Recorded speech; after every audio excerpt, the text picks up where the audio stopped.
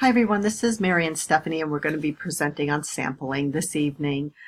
So what is sampling? Sampling is just a researcher's attempt to choose participants for their study. And who are the participants? The participants are the people that the researcher wants to make assumptions about.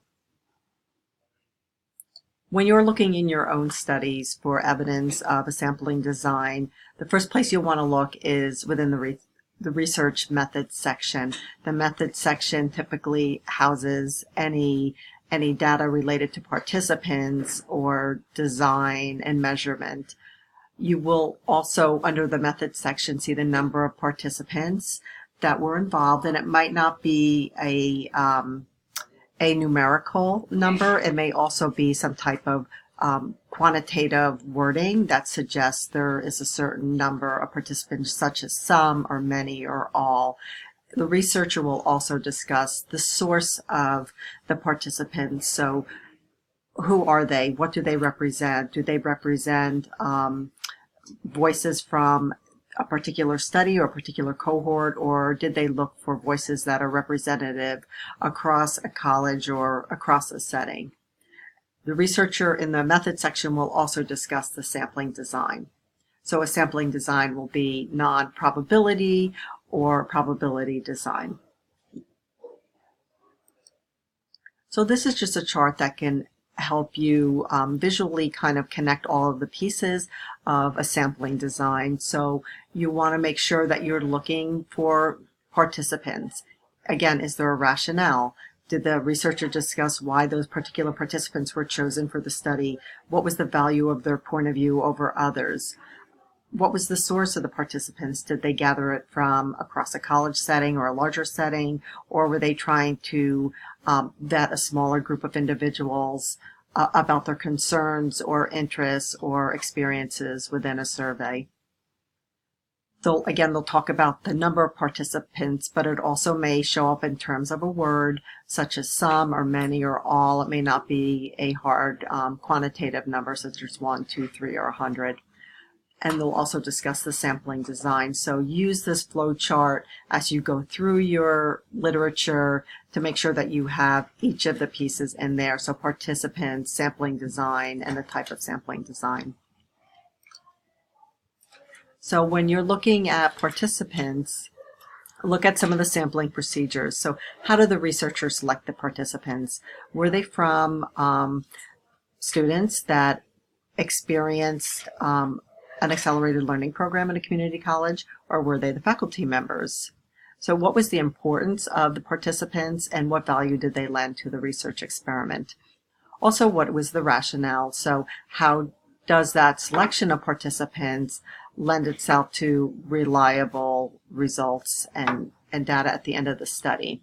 And where did they find the participants?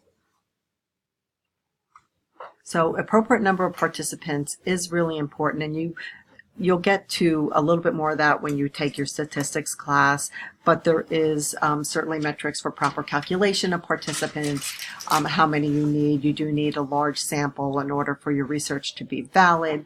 But again, when you're looking at your literature, focus more on the quantitative aspect. So how many participated? What did that number look like? Was it a large number? Was it a small number? Or was it just a word that indicated that there was numeric representation?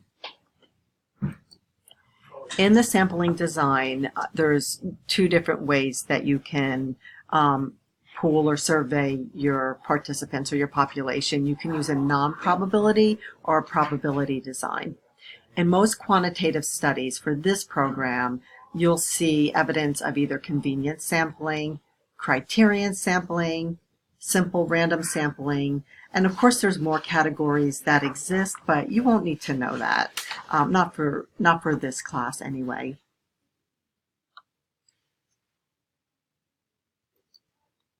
So let me give you some examples. So convenience sampling is a quantitative research method.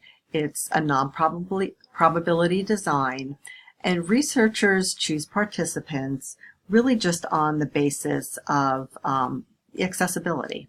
So how quickly can they access them? Who is available to discuss an interview with them or a survey?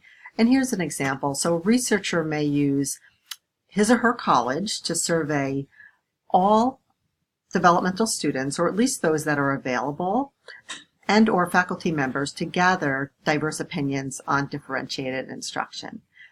Again, so there's really no methodology involved in it.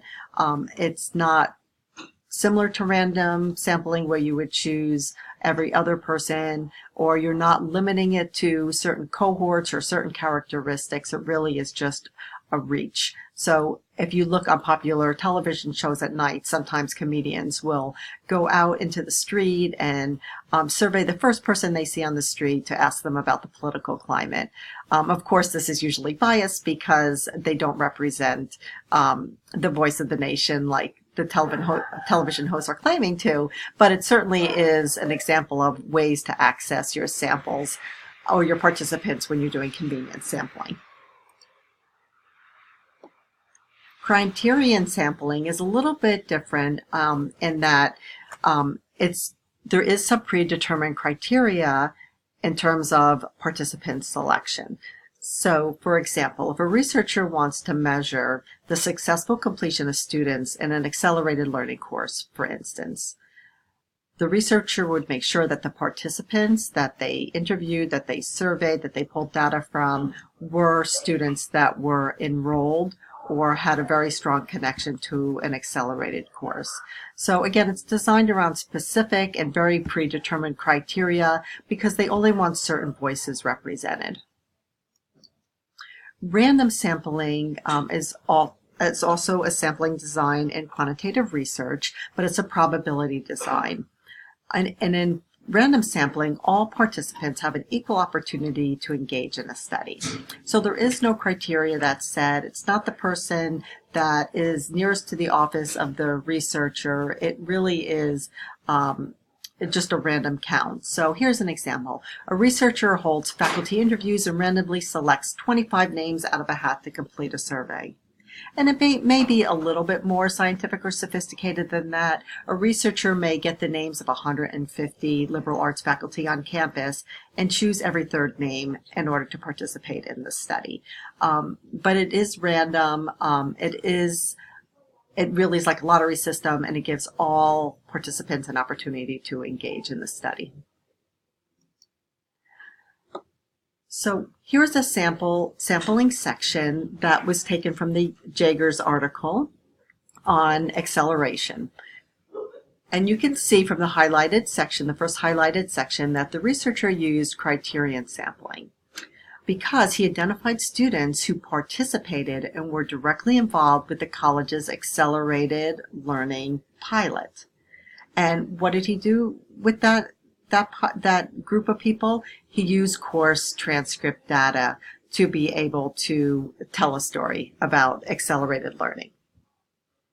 The researcher also discussed the source of the participants. So he very clearly says that students who attempted the accelerated learning program were designated as program participants. So they had to come from one small cohort because they were really looking to see what changes could be made within that pilot, within that program model.